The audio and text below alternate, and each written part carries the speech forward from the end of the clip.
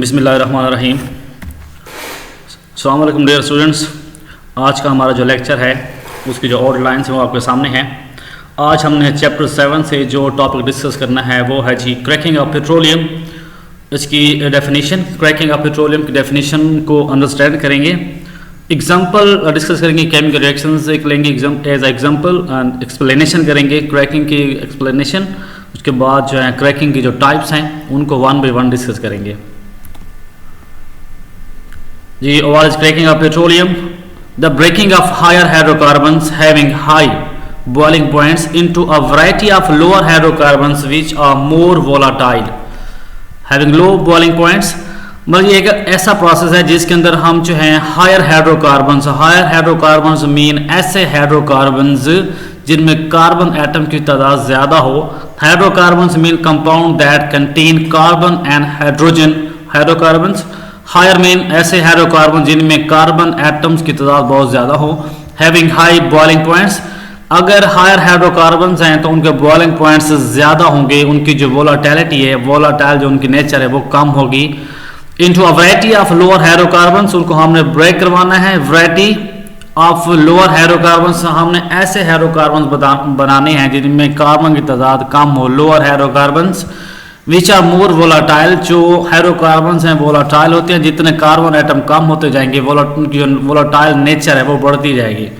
तो हमने क्या करना है इस प्रोसेस के अंदर, हमने जो पेट्रोलियम है उसका करना है, उसका हमने क्रैक करवाना है। उसके अंदर जो हायर हाइड्रोकार्बन्स कंपाउंड होंगे जिनके बॉइलिंग पॉइंट्स ज़्यादा होंगे उनको हमने उनकी ब्रेकडाउन करवानी है लोअर हाइड्रोकार्बन्स के अंदर जिनके बॉइलिंग पॉइंट्स कम होंगे। तो एग्जांपल लेते हैं जी, higher hydrocarbon C16H32 splits according to the following reaction. ये हमारे पास कंपाउंड है जी, लार्जर अल्केन है, इसके अंदर जो कार्बन है वो 16 है। डेकाहेक्सेन कंपाउंड है। जब इसके आप क्रैकिंग करवाते हैं तो ये सप्लिट होता है, कन्वर्ट हो जाता है। आपके पास ये स्मॉल अल्केन्स है, हेप्टेन्स 7 कार्बन कंपाउंड है। इसमें सारे के सारे जो है कार्बन की जो वैलेंसी सारे के सारे सिंगल होगी, तो अल्केन्स। अब ये इथाइलिन है या इथीन इसे कहते हैं, 2 कार्बन कंपाउंड है और इसके 2 कार्बन के बिटवीन डबल बॉन्ड है, तो इसको हम कहते हैं अल्केन फैमिली का कंपाउंड है, तो इथाइलिन या इथीन। और जो हमारे पास जो प्रोडक्ट है दैट इज प्रोपाइलिन या प्रोपीन इसे कहते हैं, 3 कार्बन कंपाउंड है और 2 कार्बन के बिटवीन यहाँ पर डबल बॉन्ड है, तो ये अल्केन्स फैमिली का कंपाउंड है दैट इज प्रोपाइलिन। तो इस तरह हमने क्या किया है, ये जो लार्ज अल्केन्स मॉलिक्यूल है इसको हमने क्रैक किया है और इससे हमने ये स्मॉलर जो है मॉलिक्यूल जो है ये हमने बनाए हैं। तो ये that is a cracking example. Explanation है जी, the fractional distillation of petroleum yields only about 20% gasoline. तो जो पेट्रोलियम है ये मैं पहले बता चुका हूँ, पेट्रोलियम जो है that is a mixture of hydrocarbons, different hydrocarbons, मतलब इसके अंदर मुख्तलिफ हाइड्रोकार्बन्स कंपाउंड होते हैं जिनको हम फ्रैक्शनल डिस्टिलेशन मीन हम बॉइलिंग पॉइंट की बेस पे उनके जो फ्रैक्शंस हैं पेट्रोलियम के उनको हम अलहदा करवाते हैं। तो इस तरह जो फ्रैक्शनल डिस्टिलेशन है उससे हमें मिलता है गैसोलीन वो 20% है, और 20% गैसोलीन जो है वो एनफ नहीं है। तो due to it's high demand this supply is augmented by converting surplus supply of less desirable petroleum fractions such as kerosene oil and gas oil into gasoline by a process cracking। तो जो fraction distillation of petroleum से जो gasoline हमें मिलता है वो 20% है, और जो हमारे जो डिमांड है कमर्शियल जो डिमांड्स है गैसोलीन की वो बहुत ज़्यादा है। तो इस जो डिमांड को पूरा करने के लिए हम क्या कहते हैं, जो हमारे पास अनडिजायरेबल जो पेट्रोलियम फ्रैक्शंस होती हैं, जिस तरह हमारे पास केरोसिन ऑयल है और गैस ऑयल है, इसके अंदर कार्बन एटम की तादाद ज़्यादा होती है, तो हम क्या कहते हैं इनकी ब्रेक डाउन करवाते हैं। जब इनकी हम ब्रेक डाउन करवाते हैं तो उसकी क्रैकिंग से हमें मिलता है गैसोलीन। इस तरह गैसोलीन की जो डिमांड है वो इस तरह क्या की जाती है, फुलफिल की जाती है।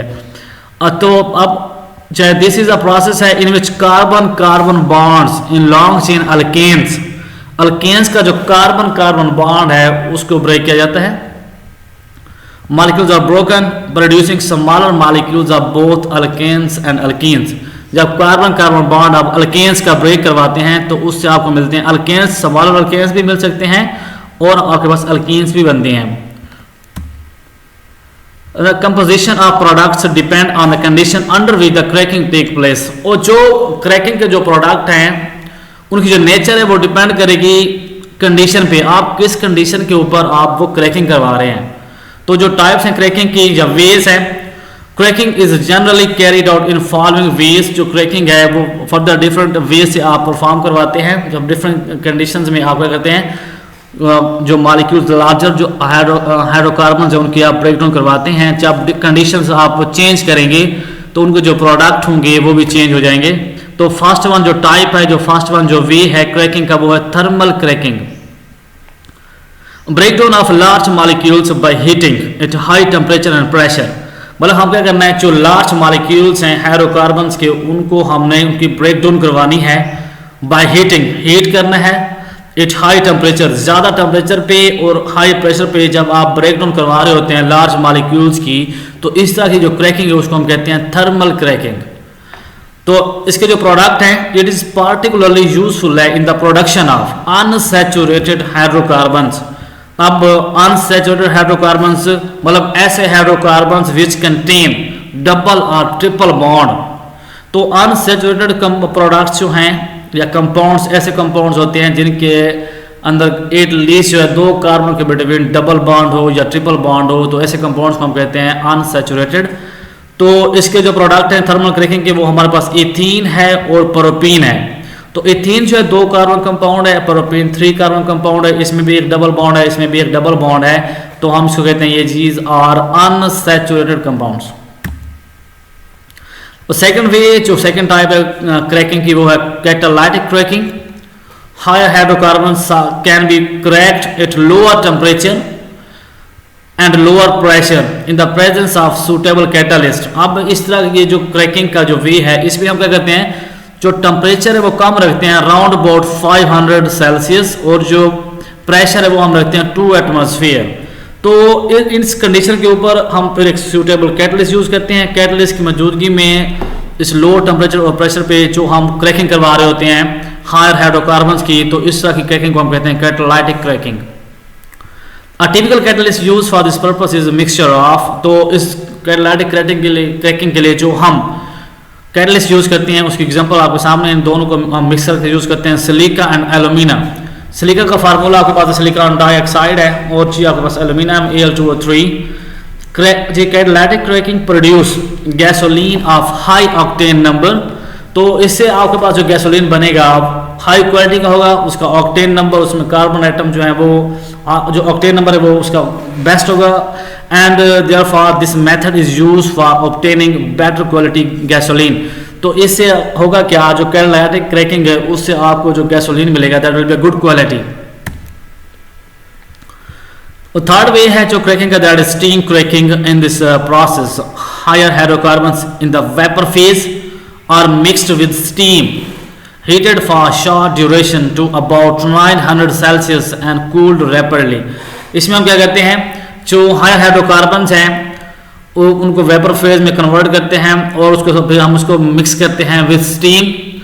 स्टीम के साथ उसको हम उनकी क्रैकिंग करवा रहे होते हैं in vapour phase and heated for short time. और शॉर्ट टाइम के लिए उसको हीट किया जाता है अराउंड अबाउट 900 सेल्सियस। इतने टेम्परेचर के ऊपर हम क्या करते हैं, जो हाई हाइड्रोकार्बन है उनके वेपर्स को हम मिक्स करते हैं स्टीम के साथ, तो उनकी क्रैकिंग हो जाती है। फिर हम क्या करते हैं, उनको कूल कर देते हैं rapidly. This process is suitable for obtaining lower unsaturated hydrocarbons. अगर आपकी डिमांड लोअर अनसैचुरेटेड हाइड्रोकार्बन्स हैं, तो अगर आपने क्रैकिंग करवानी है हायर हाइड्रोकार्बन्स की, तो फिर आप क्या करते हैं, स्टीम क्रैकिंग करवाते हैं।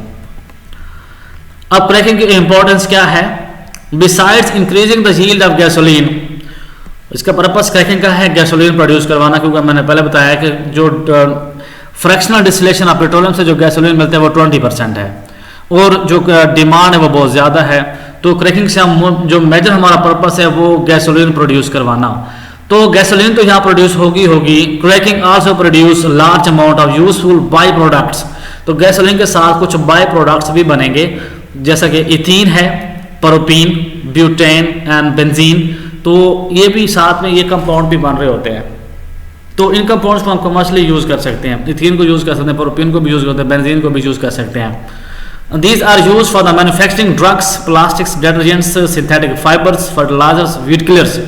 अब ये जो बाई प्रोडक्ट्स यहाँ पे बन रहे हैं क्रैकिंग के, इनको हम यूज करते हैं ड्रग्स की मैन्युफैक्चरिंग में यूज करते हैं, प्लास्टिक्स की मैन्युफैक्चरिंग में यूज़ करते हैं, डिटर्जेंट्स की उसके अलावा सिंथेटिक फाइबर्स की मैन्युफैक्चरिंग में, फर्टिलाइजर्स में भी यूज़ करते हैं, वीड किलर्स केमिकल जो तैयार किए जाते हैं उसमें भी हम इनको यूज़ कर सकते हैं। तो इम्पोर्टेंट केमिकल्स जो हैं such as ethanol, phenol and acetone, ये जो केमिकल्स हैं ये भी क्रैकिंग से प्रोड्यूस होते हैं, इनको भी हम यूज़ कर सकते हैं। तो ये था आज का हमारा लेक्चर, तो इसको आप लोगों ने अच्छी तरह से अंडरस्टैंड करना है।